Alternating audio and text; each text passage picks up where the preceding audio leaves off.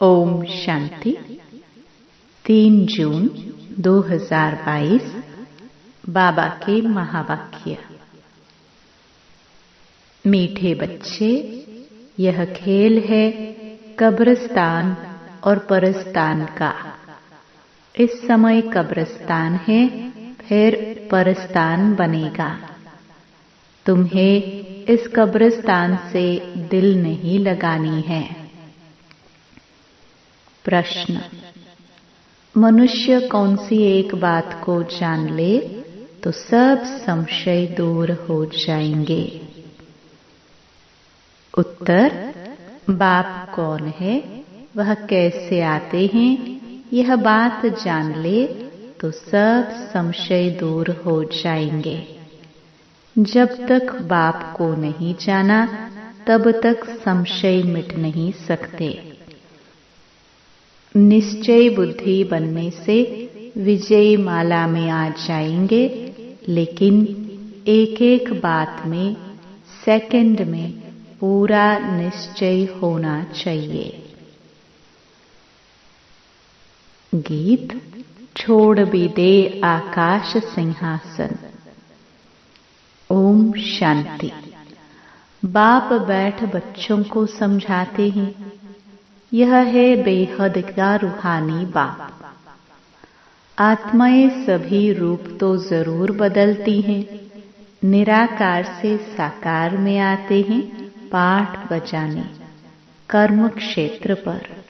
बच्चे कहते हैं, बाबा आप भी हमारे मुहाफिक रूप बदलो। जरूर साकार रूप धारण करके ही तो ज्ञान देंगे ना, मनुष्य का ही रूप लेंगे ना। बच्चे भी जानते हैं हम निराकार हैं, फिर साकार बनते हैं। बरोबर है भी ऐसे। वह है निराकारी दुनिया। यह बाप बैठ सुनाते हैं, कहते हैं तुम अपने 84 जन्मों की कहानी को नहीं जानते हो। मैं इनमें प्रवेश कर इनको समझा रहा हूँ। यह तो नहीं जानते हैं ना, कृष्ण तो सतयुग का प्रिंस है। इनको आना पड़ता है पतित दुनिया, पतित शरीर में। कृष्ण गोरा था, फिर काला कैसे हुआ, यह कोई नहीं जानते। कहते हैं सर्प ने डसा। वास्तव में यह है 5 विकारों की बात। काम छता पर बैठने से काले बन जाते हैं। श्याम सुंदर कृष्ण को ही कहते हैं, मेरा तो शरीर ही नहीं है जो गोरा व सांवरा बने। मैं तो एवर पावन हूँ। मैं कल्प कल्प संगम पर आता हूँ। जब कलयुग का अंत सतयुग का आदि होता है, मुझे ही आकर स्वर्ग की स्थापना करनी है। सतयुग है सुखधाम, कलयुग है दुखधाम। इस समय मनुष्य मात्र सब पतित हैं। सतयुग के लक्ष्मी नारायण महाराजा महारानी की गवर्नमेंट को भ्रष्टाचारी तो नहीं कहेंगे। यहाँ सब हैं पतित। भारत स्वर्ग था तो देवी देवताओं का राज्य था। एक ही धर्म था। संपूर्ण पावन श्रेष्ठाचारी थे। भ्रष्टाचारी श्रेष्ठाचारियों की पूजा करते हैं। सन्यासी पवित्र बनते हैं तो अपवित्र उनको माथा टेकते हैं। सन्यासियों को गृहस्थी फॉलो तो कुछ करते नहीं, सिर्फ कह देते हैं मैं फलाने सन्यासी का फॉलोवर्स हूँ। सो तो जब फॉलो करो। तुम भी सन्यासी बन जाओ तब कहेंगे फॉलोवर। गृहस्थी फॉलोवर्स बनते हैं, परंतु वह पवित्र तो बनते नहीं। न सन्यासी उनको समझाते हैं, न वह खुद समझते हैं। कि हम फॉलो तो करते नहीं हैं। यहाँ तो पूरा फॉलो करना है। माता पिता को गाया जाता है फॉलो फादर मदर, और संग बुद्धि योग तोड़ना है। सभी देहधारियों से तोड़ मुझ एक बाप से जोड़ो, तो बाप के पास पहुंच जाएंगे। फिर सतयुग में आ जाएंगे। तुम ऑलराउंडर हो, 84 जन्म लेते हो। आदि से अंत तक, अंत से आदि तक तुम जानते हो हमारा ऑलराउंड पाठ चलता है। दूसरे धर्म वालों का आदि से अंत तक पाठ नहीं चलता है। आदि सनातन है ही एक देवी देवता धर्म। पहले पहले सूर्यवंशी थे। अब तुम जानते हो हम ऑलराउंड 84 जन्मों का चक्कर लगाते हैं। बाद में आने वाले तो ऑलराउंडर हो ना सके। यह समझ की बात है ना। बाप के सिवाय कोई समझा ना सके। पहले पहले है ही डेटिज्म। आधा कल्प सूर्यवंशी चंद्रवंशी राज्य चलता है। अभी तो यह बहुत छोटा सा युग है। इनको ही संगम कहते हैं, कुंभ भी कहते हैं। उनको ही याद करते हैं। हे परमपिता परमात्मा, आकर हम पतितों को पावन बनाओ। बाप से मिलने लिए कितना भटकते रहते हैं। यज्ञ तप दान पुण्य आदि करते रहते हैं। फायदा कुछ भी नहीं होता है। अब तुम भटकने से छूट गए हो। वह है भक्ति कांड, यह है ज्ञान कांड। भक्ति मार्ग आधा कल्प चलता है। यह है ज्ञान मार्ग। इस समय तुमको पुरानी दुनिया से वैराग्य दिलाते हैं। इसलिए तुम्हारा यह है बेहद का वैराग्य, क्योंकि तुम जानते हो यह सारी दुनिया कब्रिस्तान होनी है। इस समय कब्रिस्तान है, फिर परिस्तान बनेगा। यह खेल है कब्रिस्तान परिस्तान का। बाप परिस्तान स्थापन करते हैं जिसको याद करते हैं। रावण को कोई याद नहीं करते हैं। मुख्य एक बात समझने से फिर सब संशय मिट जाएंगे।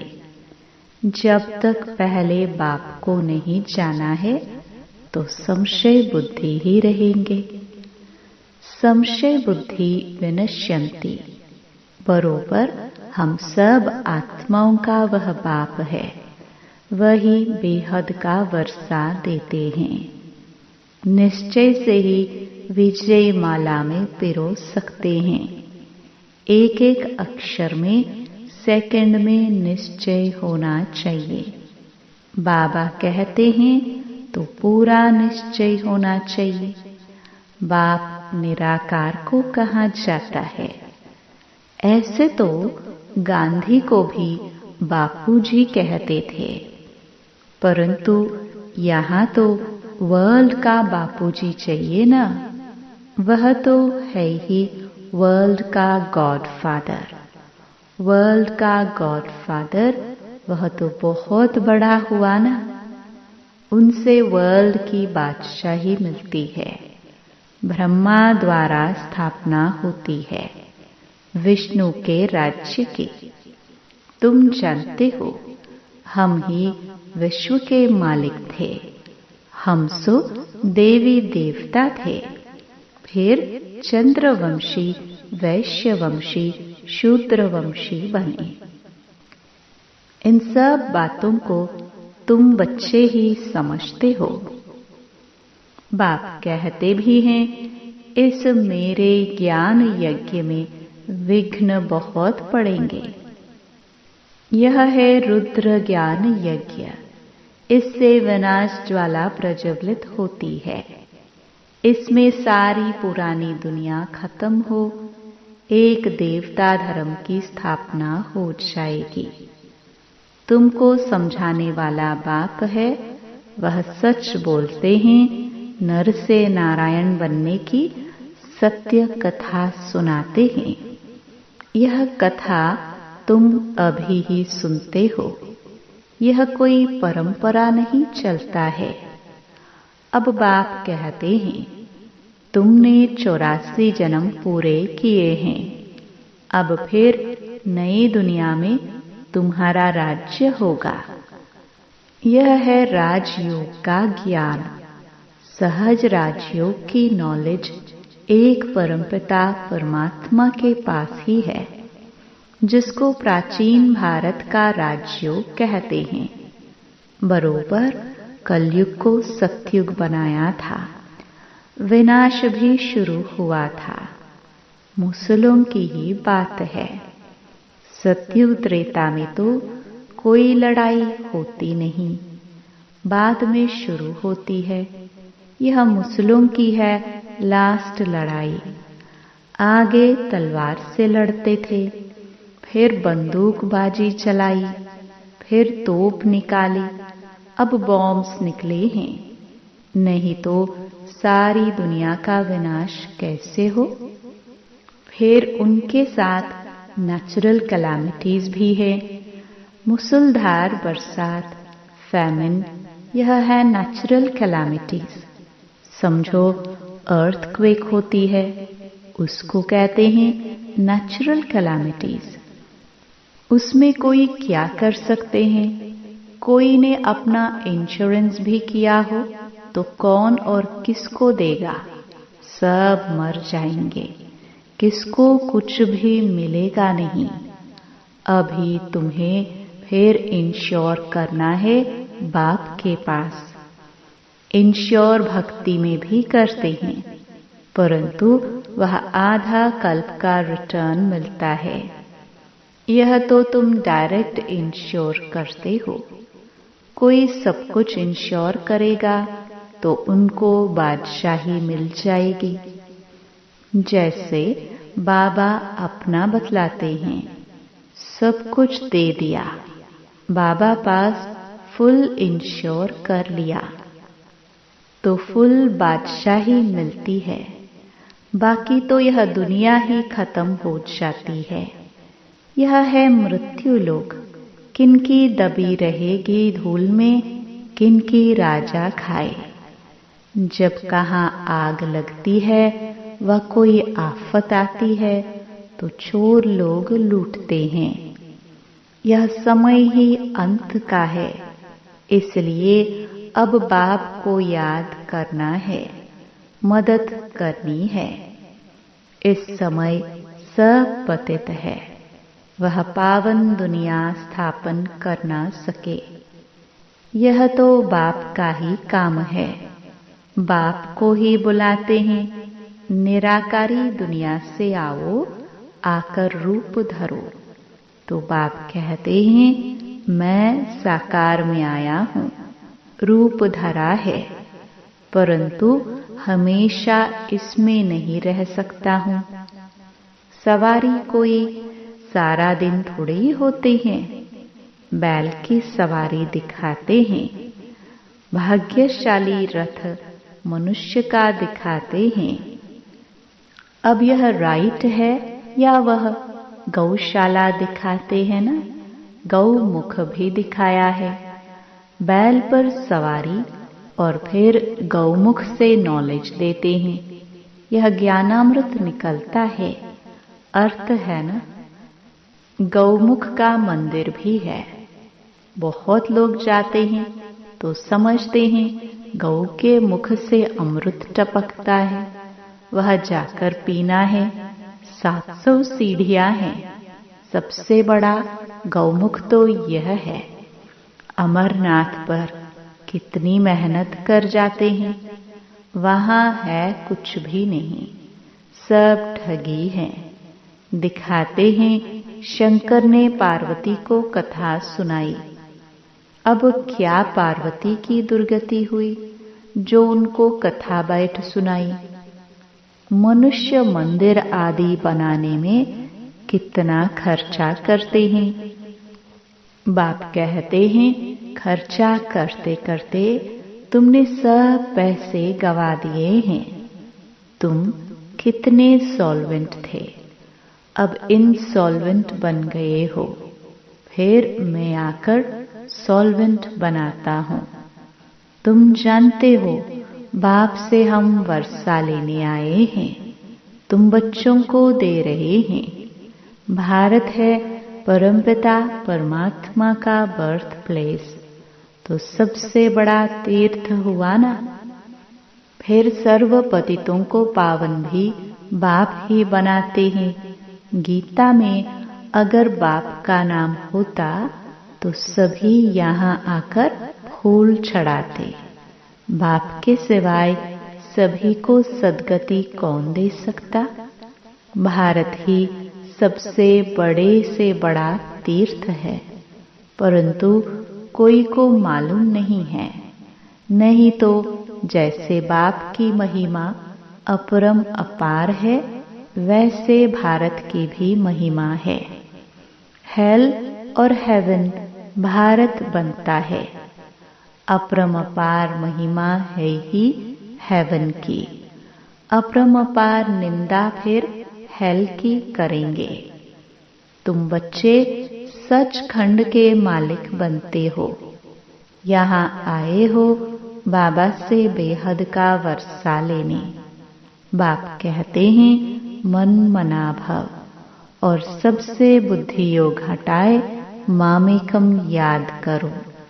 याद से ही पवित्र बनेंगे। नॉलेज से वर्षा लेना है। जीवन मुक्ति का वर्षा तो सबको मिलता है, परंतु स्वर्ग का वर्षा राजयोग सीखने वाले ही पाते हैं। सद्गति तो सबकी होनी है ना, सबको वापस ले जाएंगे। बाप कहते हैं मैं कालों का काल हूँ। महाकाल का भी मंदिर है। बाप ने समझाया है अंत में प्रत्यक्षता होगी, तब समझेंगे कि बरोबर इन्हों को बतलाने वाला बेहद का बाप ही है। कथा सुनाने वाले अगर अब कहे गीता का भगवान कृष्ण नहीं शिव है, तो सब कहेंगे इनको भी बीके का भूत लगा है, इसलिए इन्हों का अभी टाइम नहीं है। पिछाड़ी को मानेंगे। अभी मान लेवे तो उन्हों की सारी ग्राहकी चली जाए। अच्छा, मीठे मीठे सिखिलदे बच्चों प्रति माता पिता बाप दादा का याद प्यार और गुड मॉर्निंग। रूहानी बाप की रूहानी बच्चों को नमस्ते। धारणा के लिए मुख्य सार। पहला, और सब संग तोड़ माता पिता को पूरा पूरा फॉलो करना है। इस पुरानी दुनिया से बेहद का वैराग्य रख इसे भूल जाना है। दूसरा, यह अंत का समय है। सब खत्म होने के पहले अपने पास जो कुछ है उसे इंश्योर कर भविष्य में फुल बादशाही का अधिकार लेना है। वरदान। ब्राह्मण जीवन में सदा खुशी की खुराक खाने और खिलाने वाले श्रेष्ठ नसीबवान भव। विश्व के मालिक के हम बालक सो मालिक हैं। इसी ईश्वरीय नशे और खुशी में रहो। वाह मेरा श्रेष्ठ भाग्य अर्थात नसीब। इसी खुशी के झूले में सदा झूलते रहो। सदा खुश नसीब भी हो और सदा खुशी की खुराक खाते और खिलाते भी हो। औरों को भी खुशी का महादान दे खुशनसीब बनाते हो। आपकी जीवन ही खुशी है, खुश रहना ही जीना है। यही ब्राह्मण जीवन का श्रेष्ठ वरदान है। स्लोगन: हर परिस्थिति में सहनशील बनो तो मौज का अनुभव करते रहेंगे। मातेश्वरी जी के अनमोल महावाक्य। 1. यह अपना ईश्वरीय ज्ञान अपनी बुद्धि से नहीं निकाला हुआ है, न कोई अपनी समझ अथवा कल्पना है अथवा संकल्प है, परंतु यह ज्ञान सारी सृष्टि का जो रचयिता है उस द्वारा सुना हुआ ज्ञान है। और साथ साथ सुनकर अनुभव और विवेक में जो लाया जाता है वो प्रैक्टिकल आपको सुना रहे हैं। अगर अपने विवेक की बात होती तो सिर्फ अपने पास चलती, परंतु यह तो परमात्मा द्वारा सुन विवेक से अनुभव में धारणा करते हैं। जो बात धारण करते हैं वो जरूर जब विवेक और अनुभव में आती है तब अपनी मानी जाती है। यह बात भी इन द्वारा हम जान चुके हैं। तो परमात्मा की रचना क्या है? परमात्मा क्या है? बाकी कोई अपने संकल्प की बात नहीं है। अगर होती तो अपने मन में उत्पन्न होती। यह अपना संकल्प है, इसलिए जो अपने को स्वयं परमात्मा द्वारा मुख्य धारणा योग्य पॉइंट मिली हुई है वो है मुख्य योग लगाना। परंतु योग के पहले ज्ञान चाहिए। योग करने के लिए पहले ज्ञान क्यों कहते हैं? पहले सोचना, समझना और बाद में योग लगाना। हमेशा ऐसे कहा जाता है, पहले समझ चाहिए, नहीं तो उल्टा कर्म चलेगा। इसलिए पहले ज्ञान जरूरी है। ज्ञान एक ऊंची स्टेज है जिसको जानने के लिए बुद्धि चाहिए, क्योंकि ऊंचे से ऊंचा परमात्मा हमको पढ़ाता है। 2. इस ईश्वरीय ज्ञान एक तरफ तोड़ना, दूसरे तरफ जोड़ना। एक परमात्मा के संग जोड़ो, जिस शुद्ध संबंध से हमारे ज्ञान की सीढ़ी आगे बढ़ेगी, क्योंकि इसी समय आत्मा कर्म बंधन वश हो गई है। वह आदि में कर्म बंधन से रहित थी, बाद में कर्म बंधन में आई और अब फिर से उनको अपने कर्म बंधनों से छूटना है। अब अपने कर्मों की बंधाई मानी भी न हो और कर्म करना अपने हाथ में रहे, माना कर्म पर कंट्रोल हो, तब ही कर्मों की बंधाई मानी नहीं आएगी। इसको ही जीवन मुक्ति कहते हैं। नहीं तो कर्म बंधन में, चक्र में आने से सदा काल के लिए जीवन मुक्ति नहीं मिलेगी। अब तो आत्मा से पावर निकल गई है और उनके कंट्रोल बिगड़ कर्म हो रहे हैं, लेकिन कर्म आत्मा से होना चाहिए और आत्मा में जोर आना चाहिए और कर्मों को इसी स्थिति में आना चाहिए जो कर्मों की बंधाई मानी ना रहे। नहीं तो मनुष्य दुख सुख के लपेट में आ जाते हैं, क्योंकि कर्म उन्हों को खींचता रहता है। आत्मा की शक्ति उस पावर में आती है जो कर्मों के बंधाई मानी में न आवे। ये है रिजल्ट। इन बातों को धारणा करने से सहज हो जाएगा। इस क्लास का मकसद यही है। बाकी अपने को कोई वेद शास्त्र पढ़ डिग्री हासिल नहीं करनी है, बल्कि इस ईश्वरीय ज्ञान से अपने को अपनी जीवन बनानी है, जिस कारण ईश्वर से वो शक्ति लेनी है। अच्छा, ओम शांति। ओम